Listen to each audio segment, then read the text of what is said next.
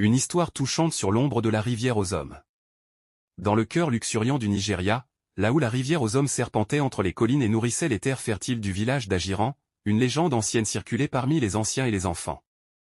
On disait que lorsque la lune était pleine, une ombre se mouvait au-dessus de l'eau, chuchotant des promesses de fortune ou murmurant des avertissements de malheur. Obadel, un jeune homme ambitieux, n'avait jamais cru à ses contes. Il rêvait de richesse et de grandeur, méprisant les traditions qu'il jugeait archaïques. Lorsqu'un vieil homme du village lui conseilla de ne jamais aller à la rivière seul après le crépuscule, il éclata de rire. « Ce ne sont que des histoires pour effrayer les enfants », lança-t-il avec arrogance. Un soir, sous un ciel étoilé, Obadel décida de prouver à tous qu'il n'avait pas peur.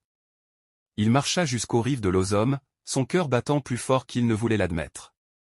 L'eau luisait d'un éclat argenté sous la lumière de la lune, et soudain, un bruissement se fit entendre. Une silhouette noire ondulait sur la surface de l'eau. Une voix douce et envoûtante l'appela. « Obadel, pourquoi doutes-tu ? Approche. » Hypnotisé, il avança.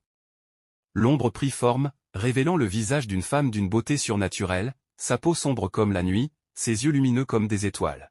« Je peux exaucer ton vœu, murmura-t-elle. Or, pouvoir, tout ce que ton cœur désire. Mais il y a un prix. » Aveuglé par son ambition, il accepta sans hésiter. Dès le lendemain, la vie d'Obadel changea. Il trouva de l'or dans les champs, ses affaires prospérèrent, et les villageois le regardaient avec admiration. Mais avec le temps, il remarqua que ses proches tombaient malades, ses amis disparaissaient, et une étrange solitude s'abattait sur lui. La nuit, il entendait l'ombre chuchoter à son oreille, rappelant sa dette. Un jour, il se rendit compte qu'il ne pouvait plus voir son reflet dans l'eau. Pris de panique, il retourna à la rivière aux hommes, suppliant l'ombre de le libérer. La silhouette réapparut, son visage triste mais implacable.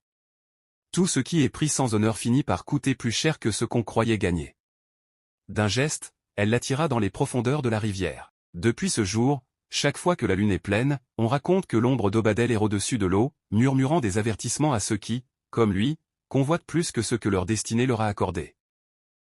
Ce que leur destinée leur a accordé.